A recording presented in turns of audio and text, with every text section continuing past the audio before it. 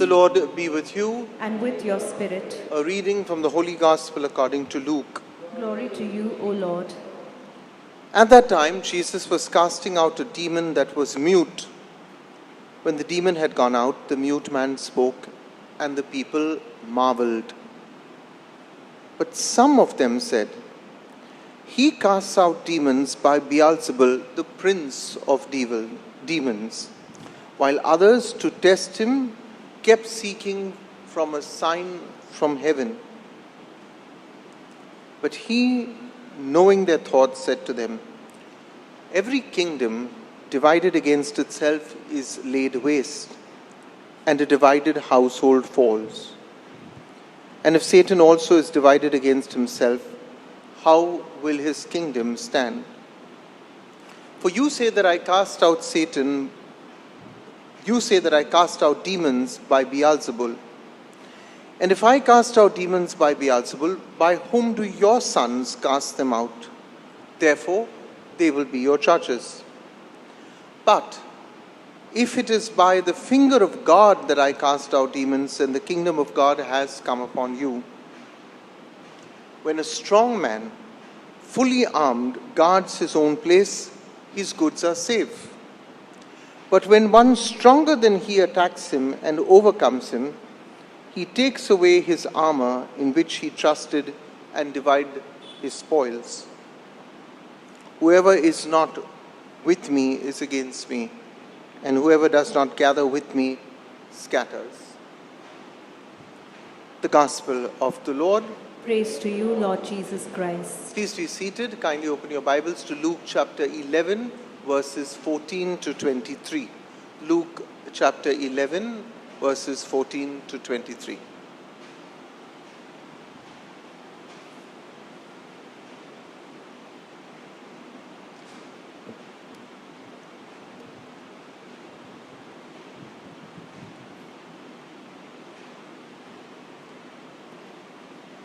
My dear brothers and sisters, I always like to confess sometimes at the start of certain masses my own struggles.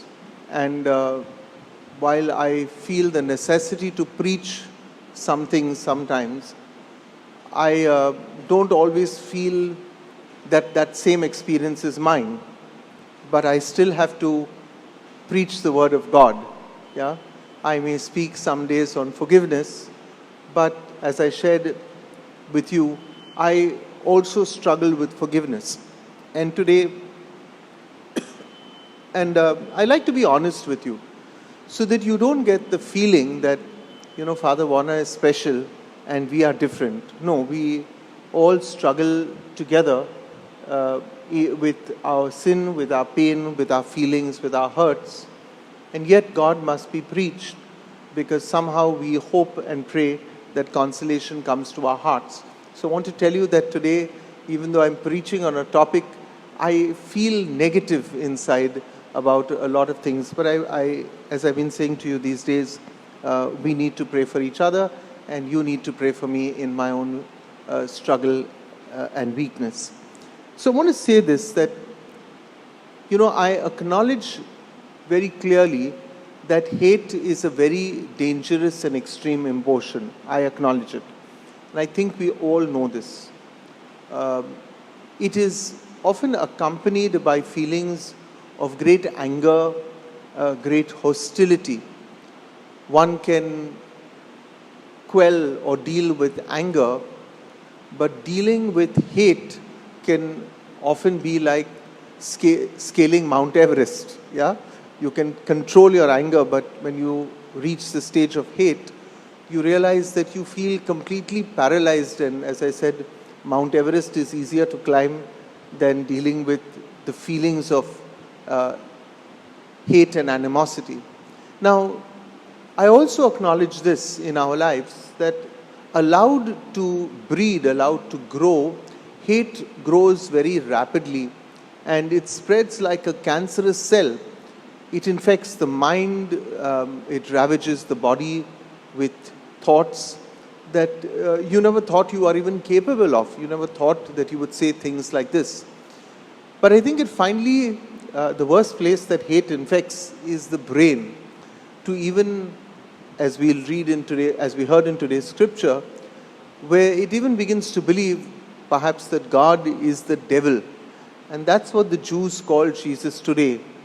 They suggested that he himself was the devil. Now the Jews found the oldest trick in the book to attack Jesus. I already spoke about it yesterday. But you can see how, it was a campaign. Yesterday I spoke of a whisper campaign when you start talking about somebody. But they use the oldest trick in the book today. And that is, when you can't attack a man on facts, then you simply get what we call in Latin ad hominem, or which literally translates ad hominem, which be to the man, or you make a personal attack. I can't attack you on facts, and you'll see this very often when people have arguments. They can't discuss. So after you realize that you have nothing more to say, you'll say something silly like, but you and your family are all like this. And then you realize that this person has stopped discussing what is at hand, the matter at hand, and now because they cannot discuss anything more, they give you bad words. They'll say something about your family, they'll bring up the past, okay? Then you know that the other person has lost. Remember this always. The minute somebody else starts getting personal, you know that the other person has lost the battle and you are right in your facts, they can't argue anymore. So because the Jews could not attack the fact of the exorcism that Jesus performed, they began to attack the source of Jesus' power. And also they began to attack all those who followed him. Followed his way of life. Now for them, for the Jews, the source of Jesus' power was Beelzebul. They say very clearly it is through the hand of Beelzebul that he is working all these miracles. Yeah. Now, who is this Beelzebul?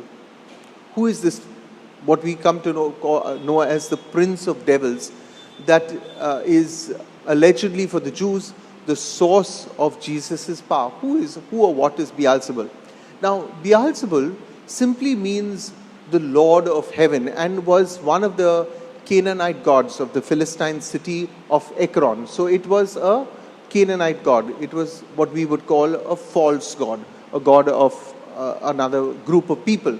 Now, we find mention of this name Beelzebul in the book of Kings. Specifically, if you look at 2 Kings, chapter 1, verse 2, you'll find Beelzebul who's mentioned. And it is mentioned in the context of one of the kings of Israel. Remember, the kings of Israel were faithful to Yahweh, but this king of Israel was injured. And he wanted to inquire of Beelzebul, or ask this foreign god, the god of Ekron, whether he would recover or not. So you can already see that there were people who apostatized, who left their faith and went to other faiths. This is not uncommon even today. I was a little amused, if not amazed, sometimes on Facebook when I see people with Catholic sounding names. Now, because they have Catholic sounding names, it doesn't mean that they are Catholic or Christian. But if you see a Mary D'Souza bowing down in a temple, and doing a puja, then you begin to ask yourself, what is really going on? And very often, our Catholics, and I'm making a generalization here, I do not wish to be specific, but when a person of community importance or community prominence or community leadership does something like this, it causes eyebrows to lift even more. People who have, for example, sung in our church choirs today, great musicians, just to give an example, tomorrow doing something like this, everybody will say, but didn't you begin here and didn't you receive your faith from here, and how is it that you're doing this? And you see that many people today succumb to the world, succumb to making everybody happy, and therefore they bow down to other gods. And you can see this happen even to the very kings of Israel. Now, Jesus today has to answer the Jews, and very often, when your mind is clouded, ask God to give you the gift of common sense. Yeah? Not to give you some wisdom to answer them, because very often you need simple common sense. Yeah?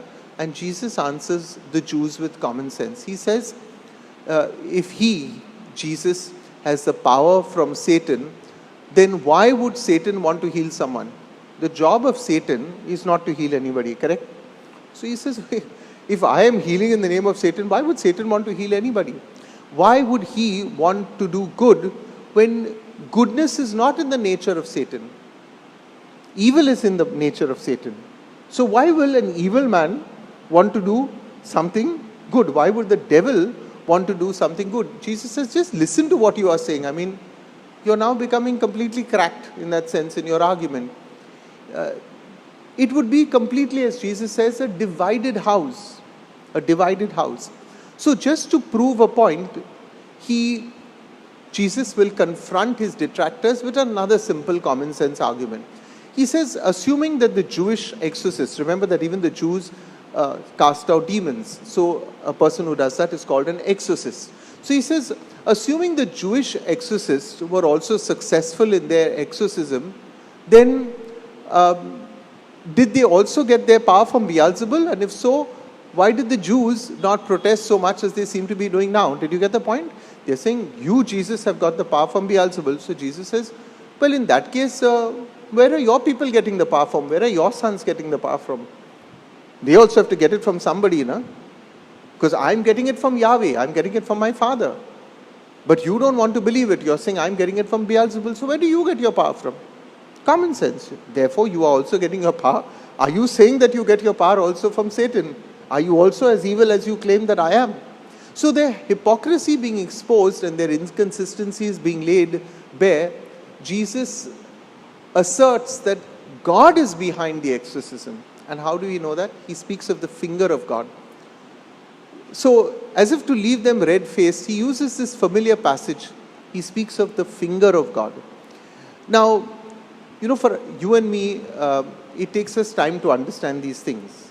What does the finger of God mean? If I ask you, you'll say, I don't know what the finger of God means. Maybe God writing, like in the book of Daniel, writing on the wall, many tekel et pasen, which you'll see in the book of Daniel. Is that it? You see, but for the Jews, the grey cells would have kicked in. They understood what the finger of God mean. For them, the finger of God went straight back to the book of Exodus, chapter 8, verse 19, where, remember, Moses had to deal with the Egyptian magicians. So the Egyptian magicians recognized through Moses' actions God's power. They recognized it. So Jesus is reminding them of the finger of God. If a foreign magician could recognize Yahweh's power, then what was so wrong with these Jews? He says, have you forgotten what God did in Egypt? How even foreigners recognize the power of God, but you Jews sitting here are saying that I received my power from the devil? Is something really wrong with you?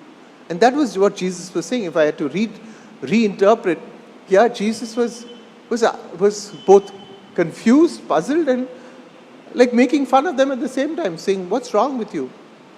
So that recollection itself would have set them, when Jesus said the finger of God, that recollection itself would have sent them running back to their Pharisaic holes where they actually belonged. Yeah? So the Lord now wants us also, if you see the last two verses of today's gospel, the Lord also wants us, therefore, to confront sin in our own life.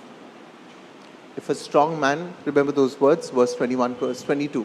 So, is our home secure from the devil? Because the first part was that Jesus released this mute man from the devil. But is our home secure from the devil? If I ask you that question, all you online or is your house secured from the devil? Whenever we bless a house, we bless the family so that the family is preserved from sin and danger. We are not blessing the walls of the house.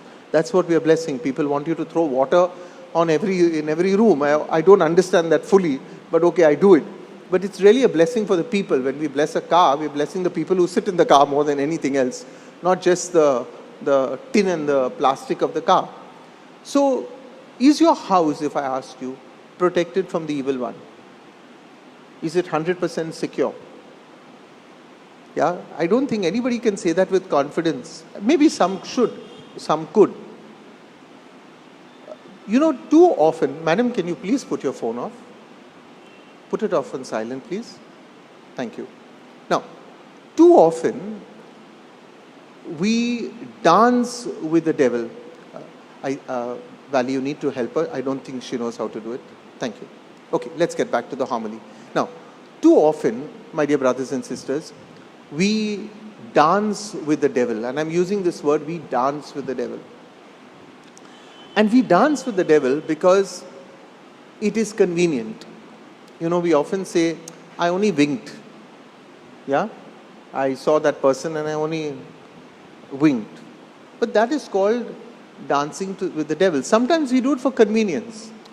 अरे यार अगर नहीं किया तो अगर किया तो कुछ मिलने वाला है हमें ना, we'll get something ना, so जाने दो यार, कौन सी बड़ी पाप कर रहे हैं हम. So we hope that God won't mind our minor transgressions, but God does. We have to become aware that God does, He is. So let's put it this way. Stealing a pencil does not make stealing 100,000 rupees any less sinful. Stealing a pencil and stealing 1,50,000 rupees, if I ask you which is greater, you'll say the 1,50,000. How do you know? That is according to you. In God's eyes, whether you steal a pencil or you steal 1,50,000 is the same thing. It's stealing. The definition of stealing, the magnitude of stealing may change, but the definition of stealing doesn't change. That which is not yours, you have taken is called theft. Now, to the human mind, stealing a pencil is insignificant and it's inconsequential over the more condemnatory 100,000. If somebody robbed, they would say, how steal so much? How can you do that, you know? But hey, we stole too, even if it was a pencil. I don't know your experience, but you know, we all tend to pick up something that's not ours and we keep it for ourselves from our childhood, whether it's in school or as we grow bigger. For God, that is a sin. A sin is a sin. Dancing with the devil is a dance with the devil.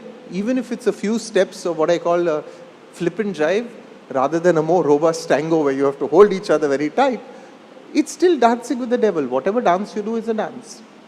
Now, the scriptures tell us, Jesus tells us, that if a strong man, you know, so long as a strong man controls his own house, his house is strong. But when a stronger man comes, he will defeat it. Now, we misunderstand this text, everybody. The first verse is about the devil. Jesus is talking, the strong man is the devil. Because we have let the devil into our lives, he becomes the strong man of our house. But Jesus wants to be the stronger man of our life, verse 22. He wants to be the stronger man of our life who wants to take away the armor of Satan.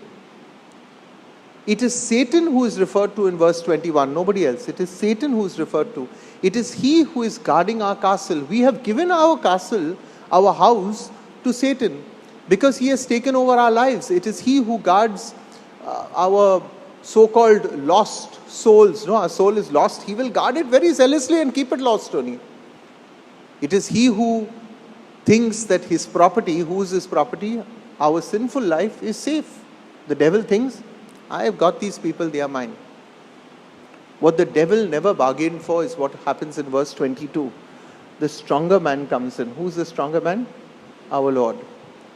Then Jesus died for us and he won the castle back. He won the castle back. Now, for many people, they will look at the death of Jesus as a very futile death on Good Friday. They will say, this could have been avoided. Why did Jesus have to die? Was there a need for him to die? Anybody thinks he had to die? I mean, he died for our sins. Oh, okay. Why did he have to go after the Pharisees? Somebody will say, Baba, can't you keep your mouth shut? Be quiet. Na? Be nice to the Pharisees. Even his own disciples in scripture tells him, why are you fighting with the Pharisees? Let them be. Na? They've come all the way from Jerusalem to meet you. Remember the gospel? And Jesus says, you be quiet. You don't know, these are a brood of vipers. Let me deal with them in the way I need to deal with them. So many of us believe that Jesus should have compromised a little. Compromise a little, Jesus, with them. That's the way of the world. That's the way of the world. But remember, for us who have to fly the flag of victory over the castle of our hearts on Easter morning, we should know better. We should know better. You don't have to dance with the devil, not now, not ever. For on Easter morning, remember that Satan was crushed, death lost its sting, and though weeping, as scripture says, though weeping may tarry through the night, joy comes in the morning.